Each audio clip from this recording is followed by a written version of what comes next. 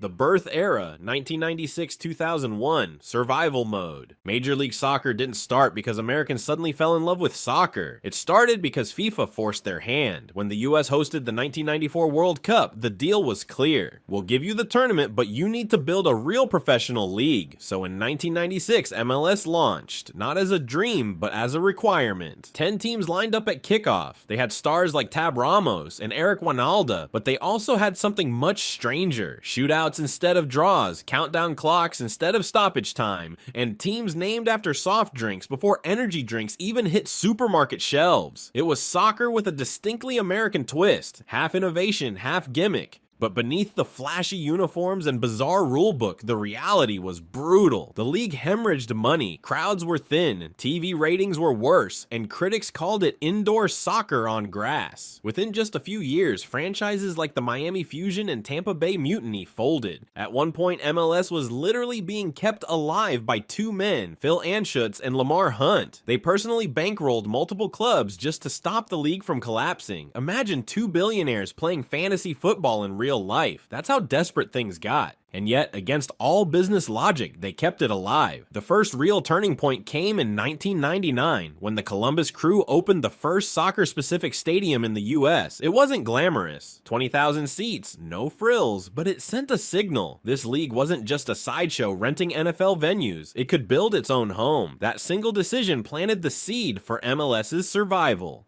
The rebuild era, 2002 to 2006, the foundation years. By the early 2000s, MLS had been humbled. The shootouts and countdown clocks were gone. The cartoon branding faded. This was about proving the league could exist on soccer's own terms. The product on the field was still modest, but it was real. Clubs like the Chicago Fire and San Jose Earthquake started producing quality games. Expansion franchises cautiously entered the picture, and a new generation of American stars began to shine. Landon Donovan, Clint Dempsey, DeMarcus Beasley, these weren't just local heroes. They became the face of the US national team, which made a surprising run to the 2002 World Cup quarterfinals. That global moment gave MLS badly needed legitimacy. But the biggest change wasn't the players. It was infrastructure, stadiums. The league realized it couldn't survive renting massive NFL arenas that looked empty on television. Soccer-specific venues began popping up in Los Angeles, Dallas, and elsewhere.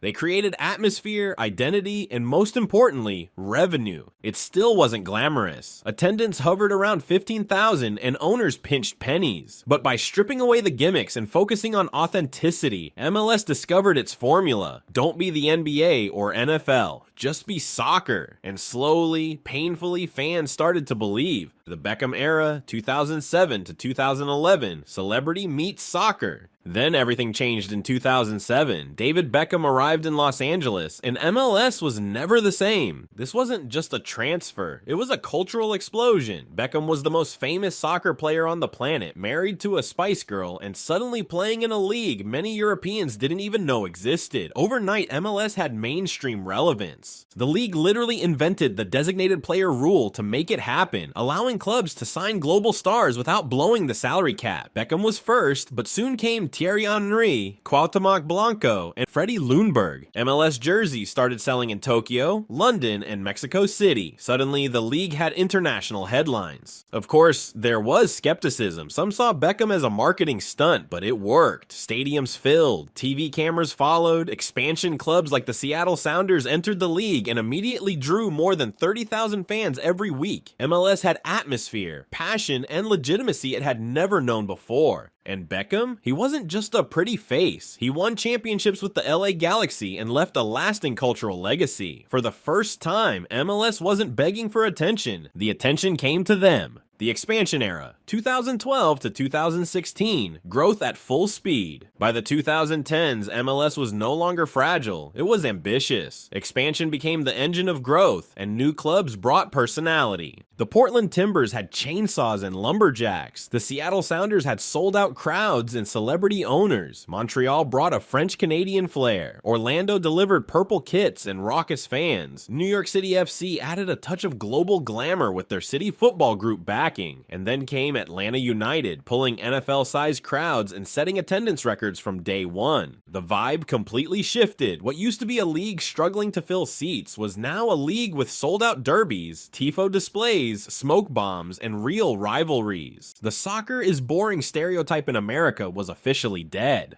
On the field, the talent balance changed. Yes, MLS still signed aging legends like Steven Gerrard, Andrea Pirlo, and Frank Lampard, but the pipeline from South America opened wide. Miguel Almiron, Diego Valeri, Josef Martinez, young, hungry stars who used MLS as a stepping stone to Europe. Suddenly, MLS wasn't just a retirement home, it was a proving ground, and that balance between global icons and future talent shifted the trajectory of the league forever. The Zlatan era, 2017 to 2019, chaos and entertainment. Every league has a Wild West era, and for MLS, this was it. Zlatan Ibrahimovic joined LA Galaxy and immediately declared himself the king of Los Angeles. In his debut, he scored a 40-yard volley that looked like a video game cheat code. Josef Martinez became a goal-scoring machine in Atlanta. Carlos Vela put up record-breaking numbers for LAFC. The league leaned fully into unpredictability. One week, a team looked unstoppable. The next week, they collapsed. But that chaos, it was addictive. Highlights went viral worldwide. Supporters groups grew into cultural institutions. Was MLS world-class yet? No. But it had something equally valuable: personality. The league stopped trying to copy Europe and leaned into being uniquely American, loud, dramatic, sometimes ridiculous, but always entertaining. By now, stadiums were packed, TV deals improved, and international fans started noticing. MLS wasn't just surviving, it was thriving. The pandemic era, 2020 to 2021, surviving the storm. Then came the global shutdown. COVID-19 stopped sports everywhere, but MLS was especially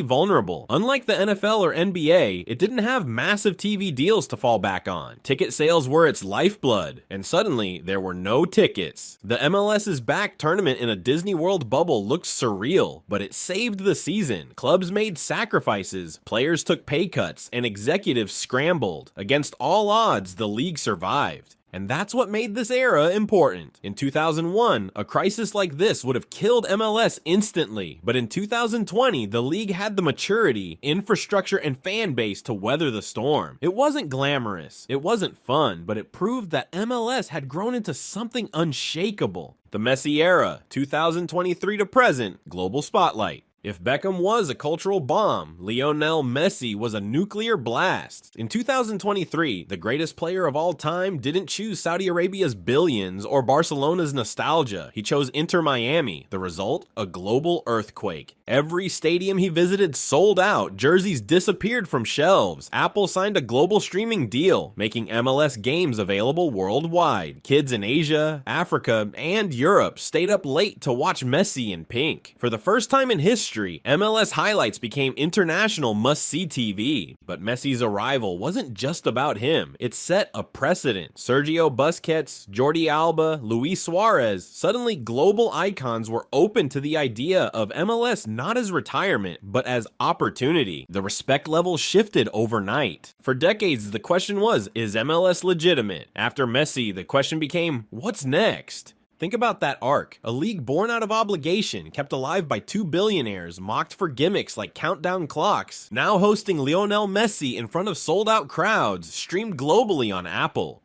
From Columbus building a modest stadium in 1999 to Atlanta United pulling 70,000 fans for an MLS Cup final. From fighting to survive to setting the global agenda with tech partnerships and superstar signings. No sports league on earth has transformed this dramatically in such a short time, and the story isn't finished. It's only accelerating. Major League Soccer was once the league nobody believed in. Now, it's the league nobody can ignore.